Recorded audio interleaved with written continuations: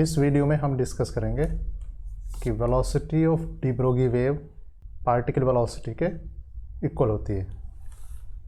Velocity of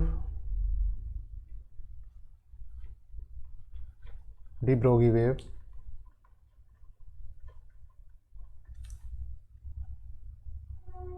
equal to particle velocity.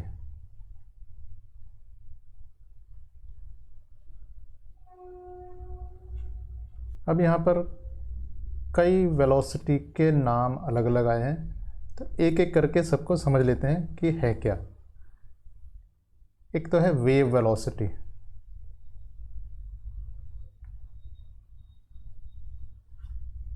जो हमने group velocity calculate की थी, उसके पहले जो इंडिविजुअल वेव है, उस इंडिविजुअल वेव की वेलोसिटी एक्चुअली वेव वेलोसिटी है। जब कई वेव को एक साथ कंबाइन करेंगे जिनमें कुछ फ्रीक्वेंसी का डिफरेंस होगा, तो वहाँ पर पैकेट्स बनेंगे या कह सकते हैं ग्रुप बनेगा। तो वेव का जो ग्रुप बनेगा या वेव का जो पैकेट बनेगा, उसको हम उसकी वेलोसिटी को कहेंगे ग्रुप वेलोसिटी।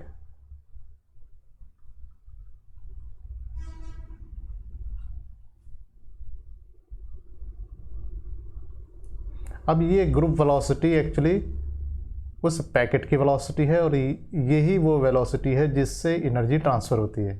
तो वी जी का एक्सप्रेशन आया था डी ओमेगा अपॉन डी के। दूसरा, चूँकि ये ग्रुप वेलोसिटी किसके पैकेट की वेलोसिटी है, तो ये ही आप कह सकते हैं डी ब्रोगी वेव की वेलोसिटी है।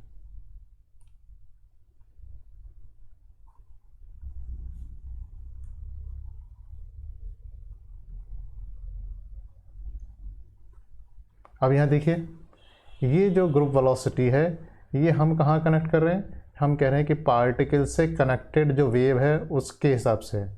तो इसका मतलब ये कहीं ना कहीं पार्टिकल से कनेक्टेड है, तो एक उस पार्टिकल की वेलोसिटी होगी।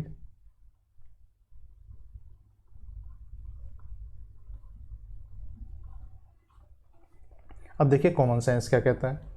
एक पार्टिकल कहीं ट्रैवल कर रहा है, यहाँ से कोई पार्टिकल कोई ट्रैवल कर रहा है और आप कह रहे हैं कि उस पार्टिकल की कोई काइनेटिक एनर्जी है।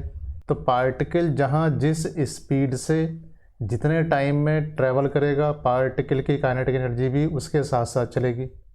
और दूसरी ही बात है, हम कह रहे हैं कि पार्टिकल से एसोसिएटेड एक वेव है, एनर्जी ग्रुप वेलोसिटी से ट्रैवल करेगी।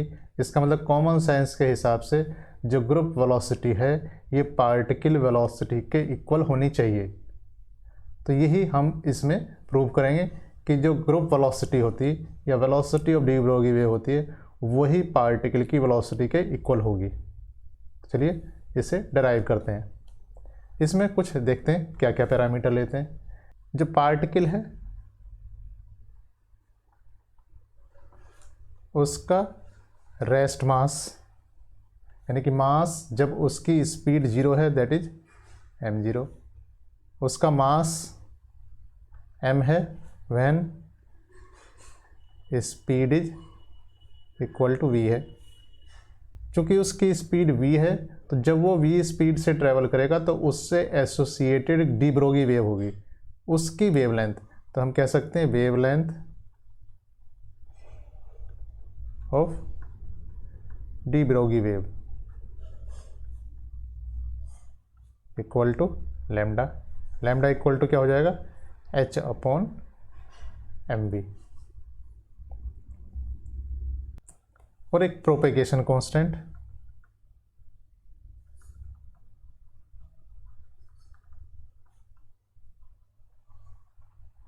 है k। हमें क्या फाइंड करना है?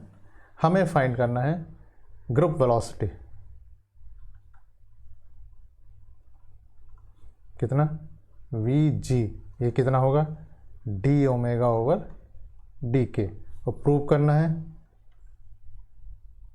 कि vg इक्वल टू v है, ये हमें प्रूव करना है। तो डी ब्रोगी वेवलेंथ कितना था?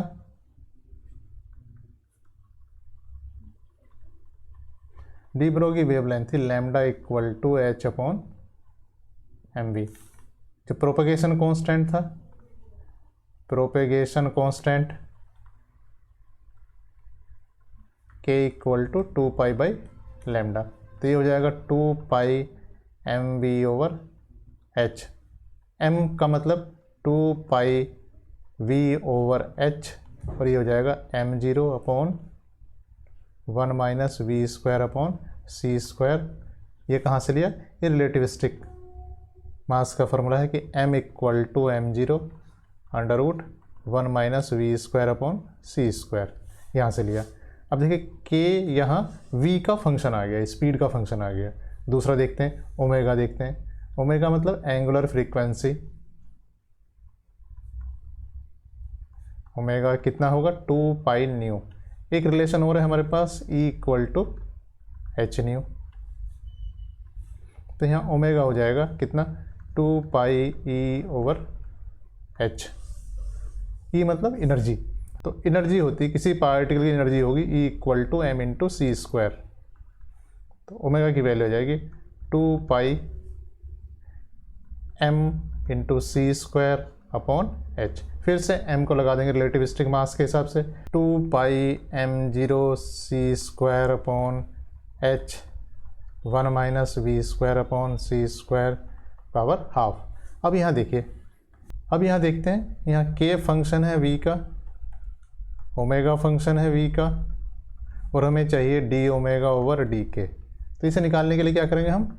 D omega by D V निकालेंगे, और इसको फिर डी के ओवर डी वी निकालेंगे, इन्हें डिवाइड कर देंगे, तो ये हमारे पास वी जी ग्रुप वेलोसिटी आ जाएगी। तो पहले हम क्या करेंगे, जो पहले k है इसका हम v के रेस्पेक्ट में डिफ्रेंशिएशन करेंगे, और ये ओमेगा जो है इसका भी हम v के रेस्पेक्ट में डिफ्रेंशिएशन करेंगे। तो पहले निकालते हैं डी के ओवर डी वी। डी के ओवर डी वी क्या है? देखिए 2 pi M zero over H. अब देखिए एक v यहाँ है, एक v यहाँ है, तो x अपॉन वाई वाला फंक्शन हो गया। तो पहले इसका करते हैं एक बार, तो इसका कितना हो जाएगा? 1। तो ये हो जाएगा 1 minus we square upon C square की पावर हाफ। अब इसे छोड़ देते हैं, इसका करते हैं, तो ये कितना हो जाएगा? Plus 2 pi M zero V upon H. इसका कितना हो जाएगा? माइनस हाफ पावर, और यहाँ 1 minus we square upon C square की पावर 3/2। इसके बाद अंदर का जो फैक्टर है उसे लिखेंगे यहाँ पर। ये कितना हो जाएगा? इसका हो जाएगा 2v अपॉन सी स्क्वायर। अब देखिए यहाँ माइनस से माइनस कैंसिल हुआ, 2 से 2 कैंसिल हुआ, और यहाँ ये v यहाँ मिलकर v स्क्वायर हो जाता है। अब देखिए यहाँ पर ये कॉमन लेंगे, 2 pi M zero upon h, और 3/2 पावर कॉमन ले लेंगे, तो 1 minus we square upon C square इस पावर 3/2 यहाँ कॉमन लिया। तो एक्चुअली यहाँ क्या हो गया? ये ऊपर 1 minus we square upon C square, ये ऊपर आ गया